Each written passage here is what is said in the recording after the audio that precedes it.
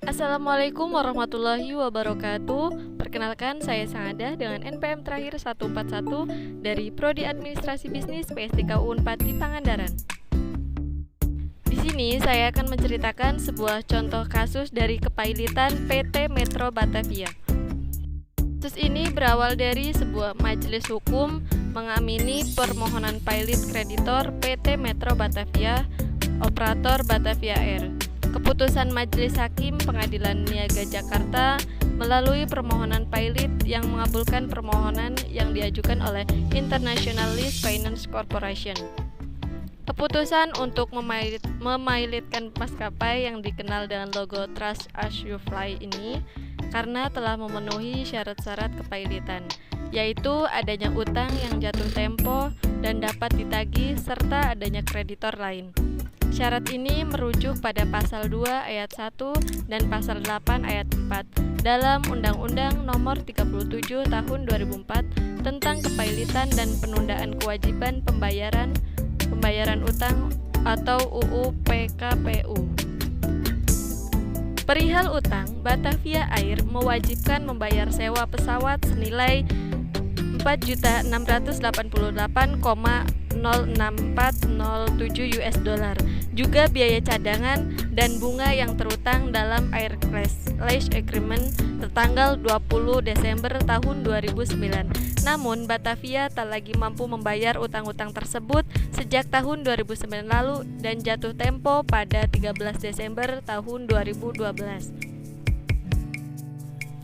Tak ada lagi kemampuan Batavia disebabkan karena force majeure, yaitu kalah tender pelayanan transportasi ibadah haji dan umroh. Hal ini menjadi biang kerok tersendaknya pembayaran, karena pesawat yang disewa tersebut diperuntukkan melayani penumpang yang hendak melaksanakan ibadah haji dan umroh, sehingga sumber pembayaran sewa pesawat berasal dari pelayanan penumpang yang melakukan ibadah haji dan umroh. Batavia Air dengan tugas mengakui utang-utang tersebut. Alhasil, pengakuan tersebut menjadi bukti yang sempurna di persidangan sebagaimana dinyatakan dalam pasal 164 HIR. Terkait dalil force majeure, Majelis Hakim berpendapat harus mencantumkan dalam perjanjian. Namun, Batavia Air tidak dapat membuktikan dalil tersebut. Untuk itu, majelis hanya mempertimbangkan apa yang dapat dibuktikan saja. Selain memenuhi unsur utang, Batavia juga memiliki utang senilai 4.939.16653 US dollar yang jatuh tempo pada tanggal 13 Desember tahun 2012 kepada perusahaan lain. Sierra Leasing Limited. Utang ini juga timbul dari sewa menyewa pesawat yang dituangkan dalam Aircraft Lease Agreement tertanggal 6 Juli 2009.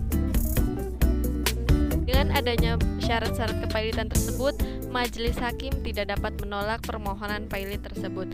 Atas hal ini, majelis menunjuk Andra Raihan Siraut, Turnaman Panggabean Permata Endaulay, N. Alba Sukmahadi sebagai tim kurator Batavia Air, sedangkan posisi hakim pengawas majelis sepakat menunjuk Nawawi. Kronologi pailit Batavia Air pada tanggal 20 Desember tahun 2019 melakukan perjanjian sewa menyewa pesawat yang tertuang dalam Aircraft Lease Agreement dengan International Lease Finance Corporation. Perjanjian berisi ILFC menyewakan sebuah Airbus A330-202 dengan harga sewa senilai 2,202 juta US dollar dalam jangka waktu sewa adalah 6 tahun sejak 28 Desember tahun 2009 dan berakhir pada tanggal 27 Desember tahun 2015. Selanjutnya pada tanggal 26 Juli tahun 2012, penerbangan murah asal Malaysia, AirAsia berniat membeli 100% saham perusahaan, menandatangani nota kesepakatan pembelian saham. Pada tanggal 12 September dan 25 September tahun 2012.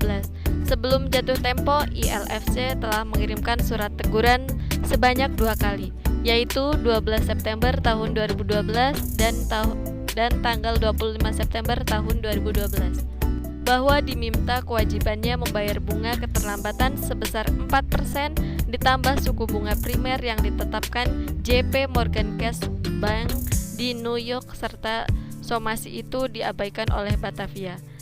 Saat sonasi dilayangkan, total utang Batavia telah mencapai 4,688 juta US dollar yang terdiri dari uang pokok, bunga, dan biaya cadangan. Kemudian pada Oktober tahun 2012, AirAsia Berhad dan mitranya PT Versindo Nusa Perkasa memutuskan membatalkan rencana pembelian saham Batavia Air, memilih untuk mengajak kerjasama operasional dengan perusahaan tersebut. Dan pada tanggal 20 Desember tahun 2012, ILFC mengajukan layanan gugatan pilot kepada Batavia Air di Pengadilan Niaga Pusat. Kemudian pada tanggal 30 Januari tahun 2013, Pengadilan Niaga memutus pilot Batavia Air dan menghentikan operasional perusahaan pukul 00 waktu Indonesia Barat. Pengadilan Niaga telah menunjuk 4 kurator sebagai kewenangan beralih.